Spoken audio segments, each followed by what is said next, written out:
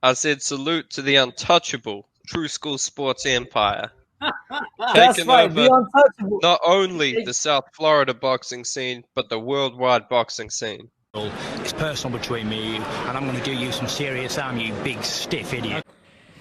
The untouchable True School Sports Empire proudly presents something the boxing games are missing. Hey, what's going on? It's your boy BT, and I came here to talk some boxing with the thousands of True School Sports subscribers. So Anthony Joshua's fighting this week. I'm excited, man. You know, unlike a lot of people here in the USA, I'm probably like one of the only American boxing YouTube creators that don't hate. I don't hate Anthony Joshua. I actually don't think he's overrated, and I really respect him for always being willing to fight the best and always willing to take on all comers. You know, I always remember that time, that 1 year period where about a year and a half year period where Fury wasn't even boxing and Wilder wasn't really fighting anybody, where this guy literally carried the division by himself and really injected a lot of life into boxing in the heavyweight division. So I'll never forget that time. You know, that's why I'm always a fan of Anthony Joshua. But it's Jermaine Franklin fight week, and this is a fight against Franklin where he's expected to win and win in good fashion because, you know, Jermaine Franklin, for as good as he looked against Dillian White, Jermaine Franklin isn't looked at to be on the same level of Anthony Joshua. Now, you know, I had a chance to watch Jermaine Franklin in his training camp for the one day that I was there to go interview him, and I can tell you guys that every D has been crossed and dotted and all that stuff. He's ready to fight. He's in great shape. You know, his coach, his conditioning coach Lorenzo has gotten him into great, fantastic shape. His coach Jesse has been working very hard with him down here in South Florida. So I have no doubt that Jermaine Franklin is prepared and he will be a live body when Anthony Josh is in the ring with him. But live body or not, AJ is expected to win. Now, Anthony Joshua has made a bold claim that we're going to hold him to here on True School Sports because he's had a lot to say here about what could happen if he loses this fight. Now, here's what he said about losing this fight if he does. He stated the following, and I quote, "I will retire if I lose. I'm not here to battle people. If people here want me to retire, I will retire. I'm not going to fight at people that want me to. It's not even about the money. It's about the competitor in you. That's what's important. It's the pressure that comes with the business, and it comes with the territory. I know that. I know when I'm retired, I'm going to be chilling, and I'm going to be thinking to myself, fuck everyone. I'm done.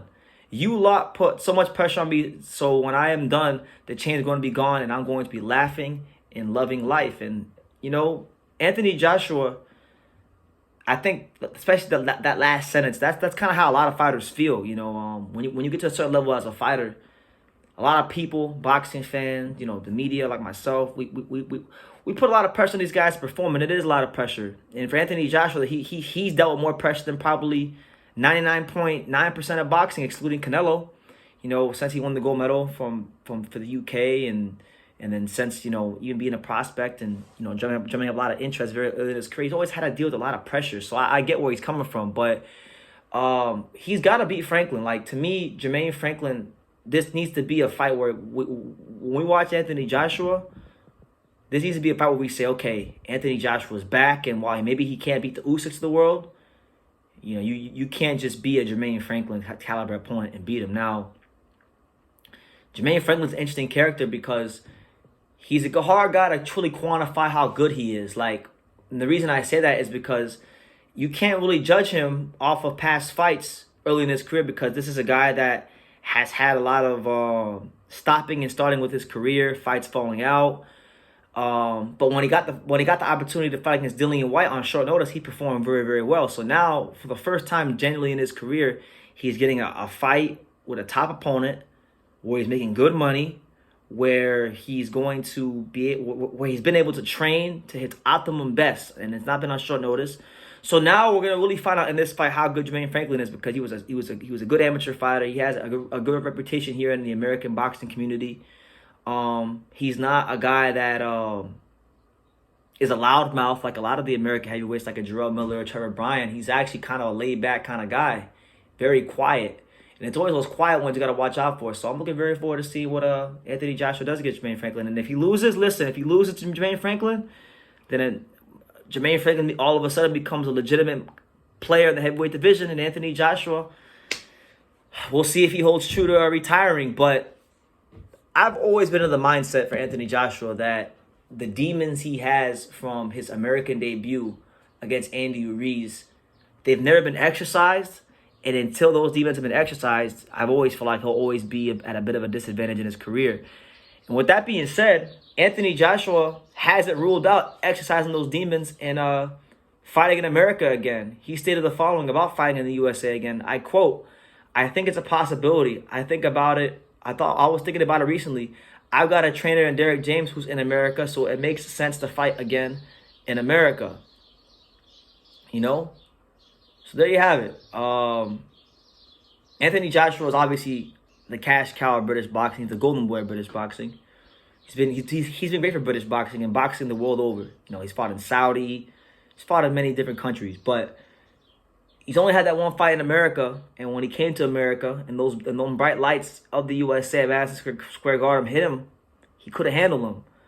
So I fight mentally for himself and for his subconscious mind. He needs to come back to the States and preferably go back to Madison Square Garden. If he beats Franklin, go back to Madison Square Garden and try to just get a win here in America. Because I know people can say, like, the world is bigger than America, and it definitely is. But this is still the entertainment capital of the world. And I feel like if Anthony Joshua wants to be his optimum self and get the most out of his career, and he's got a lot out of his career, so like it doesn't matter if he wants to get the most out of it. But he's had a great career regardless.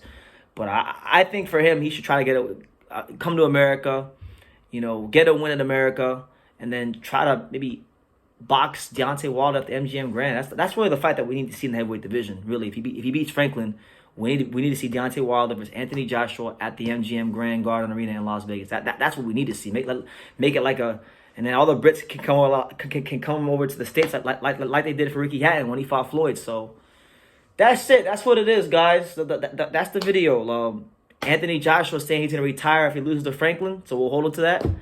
And he says that he hasn't ruled out fighting in America, should he get past this fight. So make of that what you will. What do you guys think about Anthony Joshua versus Franklin? I think Franklin has a chance. If Franklin can do what I saw in the gym as far as fighting, making Anthony Joshua fight hard for every second of every round, he's got a great chance to beat AJ. Because we know AJ is not a pace fighter. He's not a guy that fights at a high pace. He likes to be in control and slug, and when he hurts you, finish you off. But if you can make him fight as Ruiz did, up the pace, you can beat him because he's very muscle bound and he gets tired real quickly. So yeah, let me know what you guys think in the comments down below.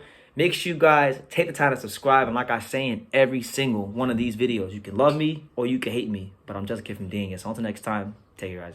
Thank you for watching another video on the untouchable True School Sports Empire. For more great boxing content just like this video, click right here and make sure you subscribe. Much love from sunny South Florida.